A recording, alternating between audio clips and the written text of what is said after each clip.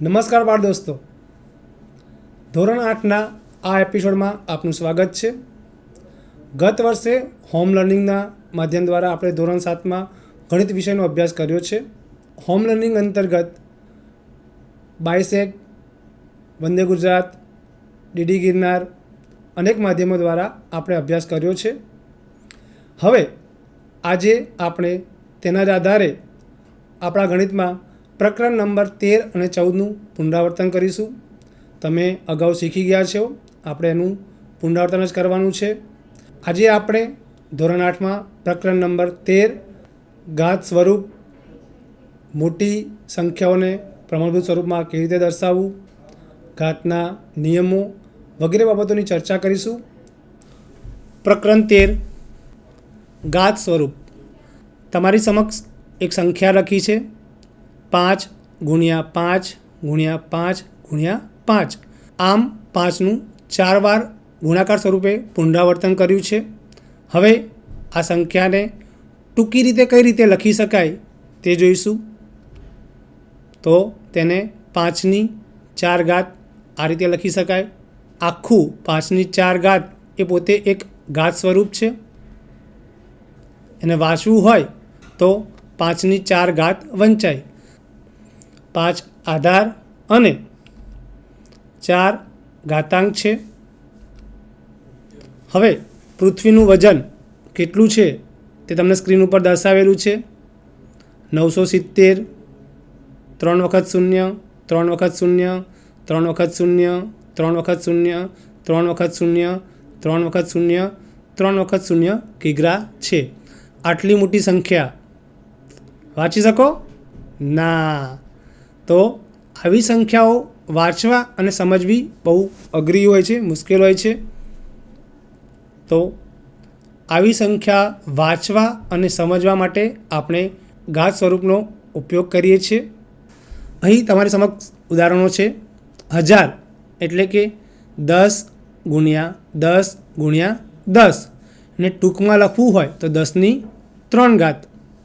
તો અને આપણે ટૂંકમાં દર્શાવ્યું એ રીતે 10,000 આપેલા હોય અને એને આપણે ગુણાકાર સ્વરૂપમાં લખીએ તો 10 ગુણ્યા 10 ગુણ્યા 10 ગુણ્યા 10. 10 અહીં 4 વખત છે માટે આપણે એને 10ની 4 ઘાત કહીશું. એ રીતે 1,00,000, એકમાં 5 શૂન્ય છે, એને ટૂંકમાં દર્શાવવું હોય તો 10ની 5 ઘાત. આ તમે શીખી ગયા છો અને આ તમને આવડતું જ હશે. અહીં આપણે પુનરાવર્તિત ગુણાકાર દર્શાવેલો છે. 6 ગુણ્યા 6 ગુણ્યા 6 ગુણ્યા 6 ગુણ્યા 6. હવે તમારે આને ઘાત સ્વરૂપમાં દર્શાવવાની છે. હા, સરસ, તમને આવડે જ છે. 6 5 વખત છે માટે શું લખીશું? સરસ, 6ની 5 ઘાત. ચાલો હવે આપણે એના કરતાં વિરુદ્ધ રીત જોઈશું. 8ની 4 ઘાત આપી છે. હવે આપણે એને પુનરાવર્તિત ગુણાકાર સ્વરૂપમાં દર્શાવવાનો છે. તમારામાંથી કોણ દર્શાવશે? હા, સરસ. શું કરવાનું? 8ની 4 ઘાત છે એટલે કે 8 કેટલી વાર લખવાના? 4. સરસ, તમને આવડે જ છે. તો આ રીતે આપણે દર્શાવ્યું. હવે બીજી એક સંખ્યા છે, બરાબર. અહીં ચલ આપેલા છે m ગુણ્યા m ગુણ્યા m ગુણ્યા n ગુણ્યા n. હવે આને પણ આપણે ઘાત સ્વરૂપે દર્શાવવાના છે. હા, તમે ગયા વર્ષે શીખી ગયા છો ને? સરસ. શું કરીશું? તો m 3 વખત છે. સરસ, એટલે mની 3 ઘાત અને n 2 વખત છે તો nની 2 ઘાત. સરસ, તો આપણે એને mની 3 ઘાત ગુણ્યા nની 2 ઘાત આ રીતે દર્શાવી શકીએ છીએ. તમારી પુસ્તિકામાં આ રીતના ઉદાહરણો આપેલા છે તથા તમારે જાતે કરો એમાં પણ આ રીતના દાખલાઓ આપેલા છે. તે તમારે જાતે કરવાના છે. એના માટે અહીં થોડું પુનરાવર્તન કરાવ્યું છે. સંખ્યાઓને ઘાત સ્વરૂપનો ઉપયોગ કરી વિસ્તૃત સ્વરૂપે પણ દર્શાવી શકાય છે. હવે તેના ઉદાહરણ જોઈશું. અહીંયા એક સંખ્યા આપી છે 37,461. અગાઉ તમે એને વિસ્તૃત સ્વરૂપમાં કેવી રીતે દર્શાવાય તે શીખી ગયા છે. આપણે જોઈશું. તો 3ના અંકની સ્થાન કિંમત 30,000 છે. સરસ. તો 7ના અંકની સ્થાન કિંમત 7,000 છે, વત્તા 400 વત્તા 60 વત્તા 1. હવે આ સંખ્યાને આપણે ઘાત સ્વરૂપે દર્શાવવાની છે. તો કઈ રીતે દર્શાવીશું? સરસ, તમને આવડે જ છે. તો ચાલો જોઈએ. તો 3 ગુણ્યા 10,000, 7,000 માટે કહીએ તો 7 ગુણ્યા 1,000, 400 માટે કહીએ તો 4 ગુણ્યા 100, 60 માટે કહીએ તો 6 ગુણ્યા 10 અને વત્તા 1. 3 ગુણ્યા 10,000 છે માટે 10ની 4 ઘાત વત્તા 7 ગુણ્યા 1,000 છે એટલે 10ની 3 ઘાત વત્તા 4 ગુણ્યા 100 આપેલા છે તો 100ને 10ની 2 ઘાત વડે દર્શાવીશું વત્તા 6 ગુણ્યા 10 છે એટલે 10ની 1 ઘાત વત્તા 1. અહીંયા 1ની પાછળ ગુણ્યા 10ની 0 ઘાત તરીકે પણ આપણે દર્શાવી શકીએ છીએ. ઋણ પૂર્ણાંક આધાર હોય ત્યારે આવી રીતે લખાય. -3ની 2 ઘાત છે માટે એને પુનરાવર્તિત ગુણાકાર સ્વરૂપે લખ્યા હોય તો લખી શકાય -3 ગુણ્યા -3. હવે આની કિંમત કેટલી થશે? તો આપણને ખબર છે કે 3 તરી 9 અને -2 વખત છે તો જવાબ આપણને ધન મળે છે. જવાબ આવશે 9. ત્યારબાદ બીજું એક ઉદાહરણ જોઈએ. અહીંયા આપણે -3ની 3 ઘાત છે તો એને લખવું હોય તો -3 ગુણ્યા -3 ગુણ્યા -3. એનો જવાબ મળશે આપણને -27. ત્યારબાદ બીજું એક ઉદાહરણ જોઈશું. -2ની 4 ઘાત. તો -2 કેટલી વાર લખવાના? સરસ, 4 વાર. તમને આવડે જ છે. ચાલો જોઈએ. હવે આની કિંમત શોધીશું તો જવાબ મળશે આપણને 16.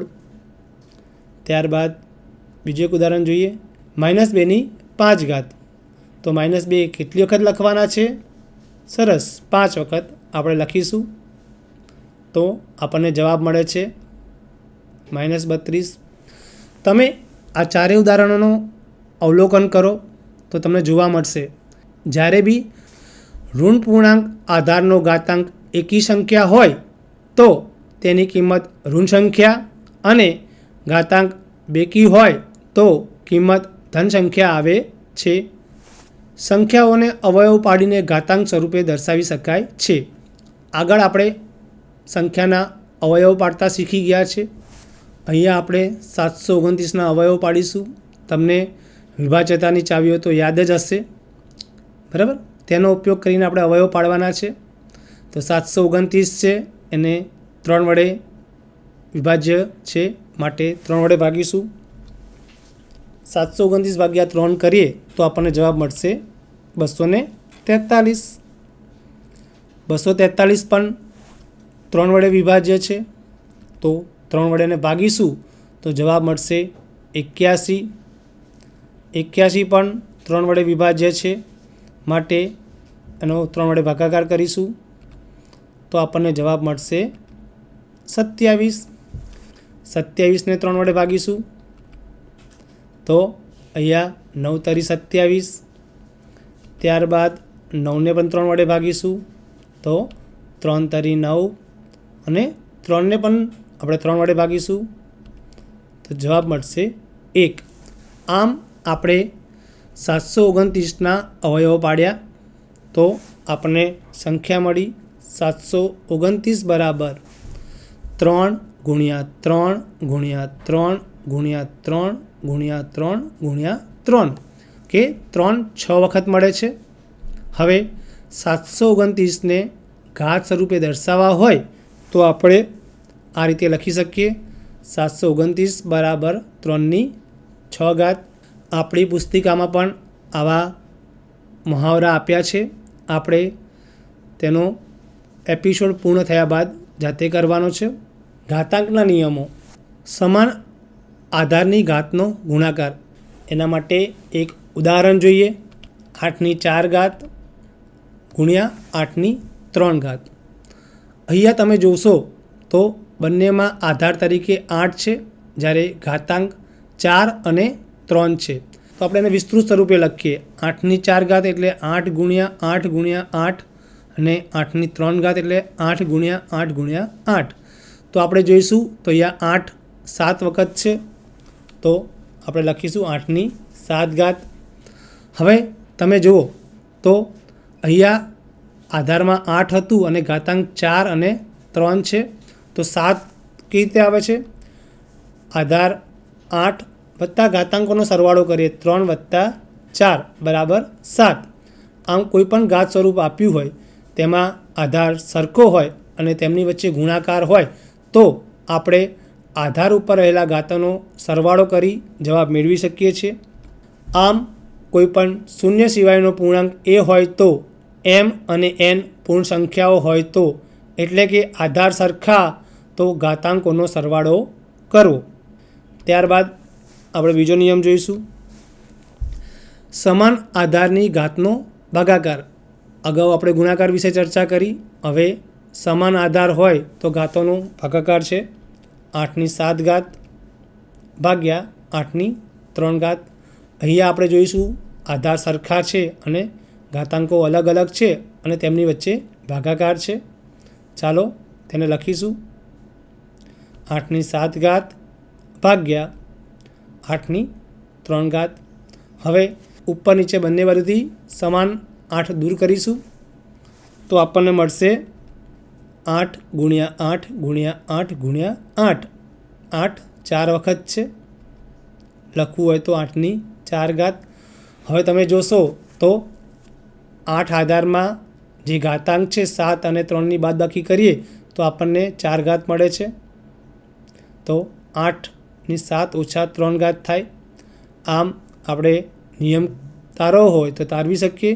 આમ શૂન્ય સિવાય પૂર્ણાંક એ માટે એની m ઘાત ભાગ્યા એની n ઘાત હોય તો આપણે એને એ m માઇનસ n સ્વરૂપમાં દર્શાવી શકીએ. એટલે કે આધાર સરખા હોય અને તેમના વચ્ચે ભાગાકારનો સંબંધ હોય તો ઘાતોની બાદબાકી કરીશું. ઘાતનો ઘાત અહીંયા ગાડી તમે જોશો 8ની 4 ઘાતની 2 ઘાત. ઘાતની ઘાત આપેલી છે તો એનો મતલબ અહીંયા થાય 8ની 4 ઘાતની 2 ઘાત છે, એટલે 8ની 4 ઘાત ગુણ્યા 8ની 4 ઘાત. અને વિસ્તૃત સ્વરૂપમાં દર્શાવતા તો તમને આવડે જ છે ને? હા, કેવી રીતના દર્શાવીશું? 8 કેટલી વખત લખીશું? સરસ, આપણે 8 વખત લખીશું. હવે 8ની 8 વખત લખ્યા એટલે શું થશે? 8ની 8 ઘાત. હવે ઘાત સ્વરૂપની વાત કરીએ તો 8ની 4 ઘાતની 2 ઘાત હતી, તો અહીં શું ક્રિયા થાય છે આપણે જોઈશું. 8 આધાર છે અને 4 અને 2 એનો ગુણાકાર થાય છે. જ્યારે ઘાતની ઘાત આપી હોય તો સહગુણકના ઘાત અને પદના ઘાતનો ગુણાકાર થાય છે, એટલે 8ની 4 ગુણ્યા 2 એટલે કે 8 ઘાત મળે છે. આના પરથી આપણે નિયમ તારવી શકીએ. આમ કોઈ શૂન્ય સિવાયના પૂર્ણાંક એ અને પૂર્ણ સંખ્યાઓ m અને n માટે સામાન્ય ગુણધર્મ એ mની n ઘાત હોય તો આપણને એની n ઘાત મળે, એટલે કે ઘાતોનો ગુણાકાર થાય. સરખા ઘાતનો ગુણાકાર. હવે બીજો એક નિયમ જોઈશું. 5ની 2 ઘાત ગુણ્યા 3ની 2 ઘાત. અહીં તમે જોશો તો આધાર સરખો નથી પરંતુ તેનો ઘાતાંક સરખો છે. જ્યારે આધાર સરખો ન હોય અને ઘાતાંક સરખા હોય એના માટે આપણે 5ની 2 ઘાત ગુણ્યા 3ની 2 ઘાતને આ રીતે લખી શકીએ. 5 ગુણ્યા 5 3 ગુણ્યા 3. હવે આની આપણે જોડી બનાવીશું. 5 ગુણ્યા 3 ગુણ્યા 5 ગુણ્યા 3. તો શું થશે? અહીંયા 5 ગુણ્યા 3ની 2 ઘાત. કારણ કે 5 ગુણ્યા 3 અહીં 2 વખત છે અને ઘાત સ્વરૂપે દર્શાવીએ તો 5 ગુણ્યા 3ની 2 ઘાત મળે. હવે 5 તરી કેટલા થશે? સરસ, તમને જવાબ આવડે જ છે. 5 તરી 15 અને એની 2 ઘાત. આમ વ્યાપક રીતે કોઈ શૂન્ય સિવાયના પૂર્ણાંક એ અને બી માટે એની m ઘાત ગુણ્યા બીની m ઘાત હોય ત્યારે આપણને એ બી આખાની m ઘાત એટલે કૌંસમાં એ બી કૌંસ પૂરો m ઘાત એવો જવાબ મળશે. હવે સરખા ઘાતાંકવાળી સંખ્યાઓનો ભાગાકાર. તમારી સમક્ષ બે ઉદાહરણ આપેલા છે. આપણે પ્રથમ ઉદાહરણ જોઈશું. 2/4 ભાગ્યા 3/4 છે. એને વિસ્તૃત સ્વરૂપમાં લખવું હોય તો તમે જોઈ શકો છો 2 ગુણ્યા 2 ગુણ્યા 2 ગુણ્યા 2. એ રીતે 3/4 વિસ્તૃત સ્વરૂપમાં લખવું હોય તો લખી શકીએ 3 ગુણ્યા 3 ગુણ્યા 3 ગુણ્યા 3. હવે એને અપૂર્ણાંક સ્વરૂપે દર્શાવીએ તો 2/3 ગુણ્યા 2/3 ગુણ્યા 2/3 ગુણ્યા 2/3 4 વખત. અહીં તમારી પુસ્તિકામાં થોડી ક્ષતિ છે. છેલ્લે જે ગુણાકારનું ચિહ્ન દર્શાવેલું છે પુસ્તિકામાં એની જગ્યાએ બરાબરનું ચિહ્ન આવશે. માટે આપણને અહીં જવાબ મળશે 2/3 એ રીતે બીજું નીચે ઉદાહરણ આપેલું છે 3/5 અને 5/5. એને વિસ્તૃત સ્વરૂપમાં દર્શાવ્યું છે. ત્યારબાદ એના જે ભાગ પાડ્યા છે 3/5 ગુણ્યા 3/5 ગુણ્યા 3/5 ગુણ્યા 3/5 ગુણ્યા 3/5 એટલે કે 3/5. આમ વ્યાપક રીતે જોઈએ કે કોઈ એની m ઘાત ભાગ્યા બીની m ઘાત હોય તો આપણે એની m ઘાત છેદમાં બીની m ઘાત બરાબર a છેદમાં b આખાની m ઘાત દર્શાવી શકીએ છીએ. નિયમ જોઈએ તો જ્યાં a અને b શૂન્ય સિવાયના પૂર્ણાંક છે અને m એ પૂર્ણ સંખ્યા છે. કોઈપણ સંખ્યાની શૂન્ય ઘાતની કિંમત 1 થાય છે, જે આપણે અગાઉ શીખી ગયા છીએ. હવે વિશાળ સંખ્યાઓને પ્રમાણભૂત સ્વરૂપમાં દર્શાવી. આપણે અગાઉ જોઈ ગયા હતા પૃથ્વીનું વજન. એને આપણે લખ્યું હતું તો એને દર્શાવવું બહુ અઘરું હતું. એના માટે આપણે ઘાત સ્વરૂપનો ઉપયોગ કરીએ છીએ. તો કઈ રીતે દર્શાવવું? કોઈપણ સંખ્યાને 1 તથા 1.0 અને 10.0 વચ્ચે દશાંશ સંખ્યા ગુણ્યા 10નો ઘાત સ્વરૂપમાં દર્શાવી શકાય છે. સંખ્યાના આવા સ્વરૂપને પ્રમાણભૂત સ્વરૂપ કહે છે. ચાલો એનું ઉદાહરણ જોઈએ. અહીંયા આગળ 5985 છે. એને પ્રમાણભૂત સ્વરૂપમાં દર્શાવવા હોય તો કઈ રીતે દર્શાવી શકાય તે આપેલું છે. ચાલો જોઈએ. 5985 બરાબર 5.985 ગુણ્યા 1000. 5985માં દશાંશ ચિહ્ન 3 એકમ ડાબી બાજુ ખસ્યા એટલે 5.985 થયા. એટલે કે એને હવે આપણે 1000 વડે ગુણીએ તો મૂળ સંખ્યા મળે છે. માટે 5.985 ગુણ્યા 1000 બરાબર એને પ્રમાણભૂત સ્વરૂપમાં દર્શાવવા હોય તો 5.985 ગુણ્યા 10⁵ આ રીતે દર્શાવી શકાય. ખૂબ મોટા અંતરને દર્શાવવા માટે આપણે આ રીતનો ઉપયોગ કરીએ છીએ. પૃથ્વીનું વજન અગાઉ આપણે જોયું હતું. પૃથ્વીનું વજન શું તમે આને દર્શાવી શકશો? હા, હવે તો તમે શીખી ગયા છો એટલે સરળતાથી આને દર્શાવી શકશો. ચાલો આપણે પ્રયત્ન કરીએ. કુલ અંકો 24 છે.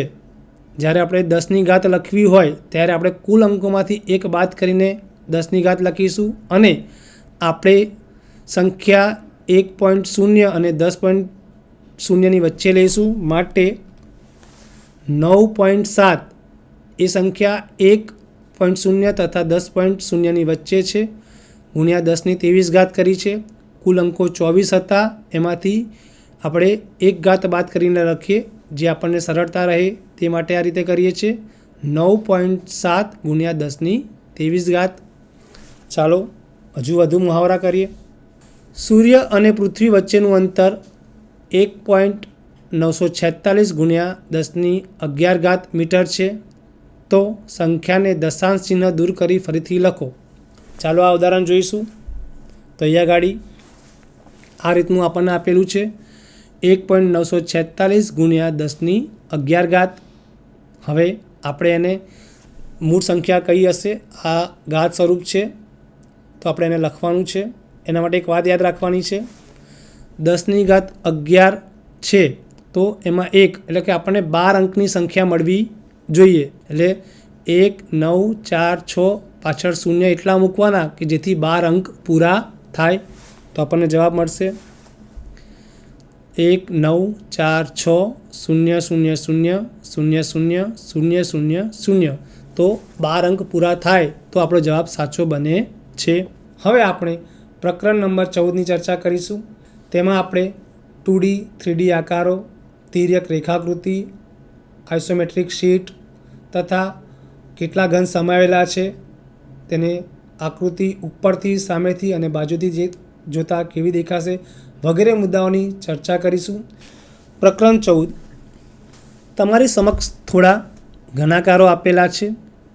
આકારોની ધાર, ફલક, શિરોબિંદુ વિશે અગાઉ શીખી ગયા છે. ચાલો થોડું યાદ કરી લઈએ.